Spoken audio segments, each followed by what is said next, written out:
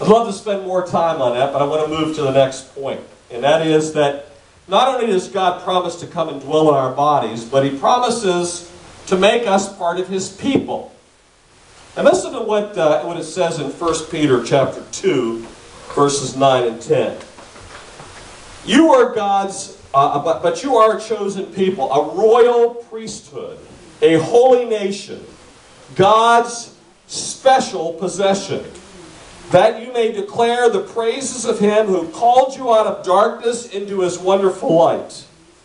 Once you were not a people, but now you are the people of God. Once you had not received mercy, but now you have received mercy. The truth is that there is within every person a desire to belong, to be part of something.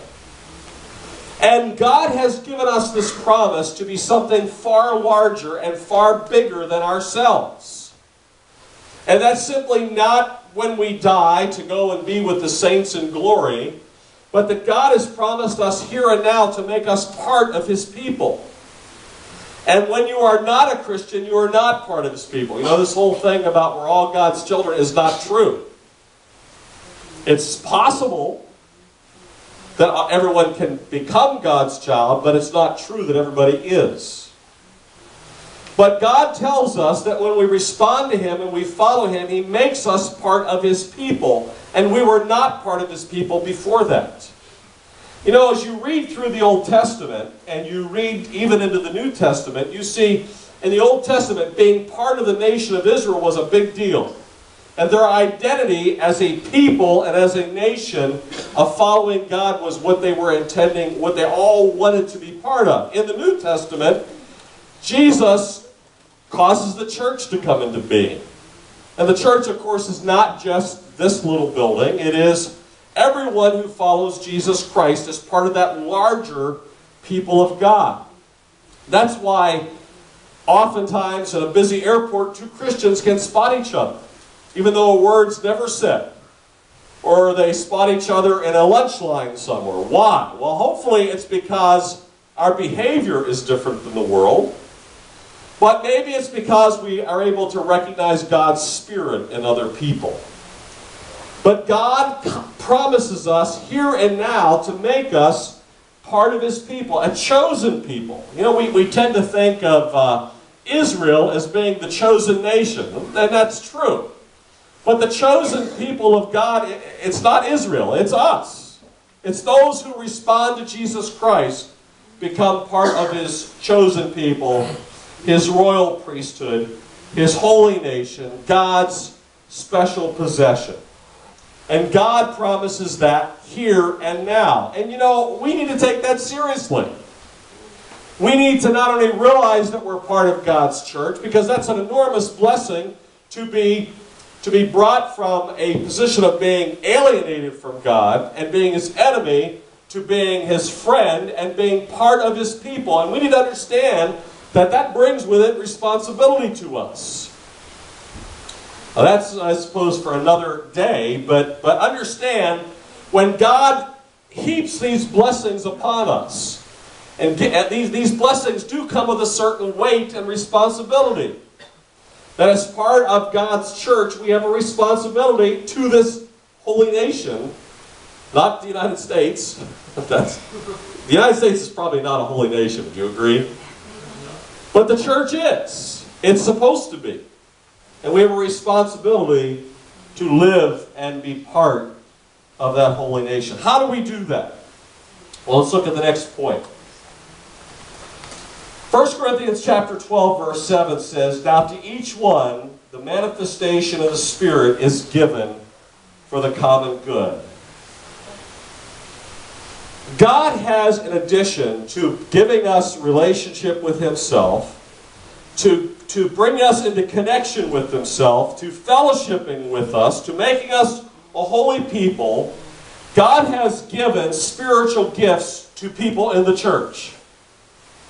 Those spiritual gifts are wide, they are different, they are unique, their application is specific, and the gifts of two people that might be the same in a larger sense are never the same in a smaller sense.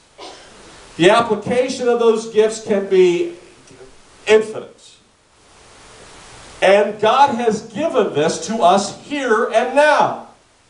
Sometimes we are mistaken in believing because we don't have wealth, or we don't, maybe we're not particularly educated, or we have some other disability or our problems in our life, that we have nothing to contribute to being part of the people of God. And yet the Bible tells us that God endows us and gives us spiritual gifts. Now it's our responsibility to find what they are, to discover them, and it's also our responsibility to put them to use.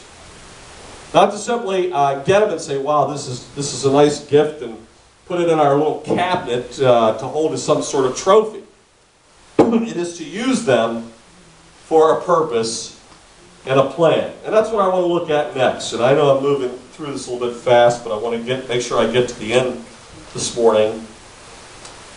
God has empowered us to impact the world. Back to 1 Peter. So you're going to go up a few to look at 1 Peter. When it says you are a chosen people, a royal priesthood, a holy nation, God's special possession, all those are interesting phrases, that you may declare the praises of Him who called you out of darkness into His wonderful light. God has empowered you and I, as followers of Jesus Christ, to impact the world now. Because the truth is, folks, you don't impact it after you die. Your impact is now. There's legacy, and I understand legacy. But legacy only happens because of what you do now. You don't create a legacy if you're not doing anything. We had the opportunity a few weeks ago, to go and visit the Billy Graham Library down in Charlotte, North Carolina. And it follows the story of Billy Graham and Ruth Graham from the time that they were children, and their family life, and of course up to the time that Billy became a Christian, and later on felt the call to ministry. And as you know, of course, Billy Graham right now is not preaching, and yet there is a legacy of Billy Graham that continues on in some of you who responded in his crusade, or responded to a book maybe that he read or wrote. And that legacy lives on, but that legacy is because of what Billy Graham, how he responded in his life. Everybody has the opportunity to leave a legacy, and everybody will leave a legacy. Some people will leave a legacy of shame, because God will have gifted them, but they never use their gifts. They're like the person in the Bible where God, the story is that these talents, these monetary gifts were distributed out, and one person put them to use, another person put them to use, and another person took it and dug a hole in the ground and buried it there.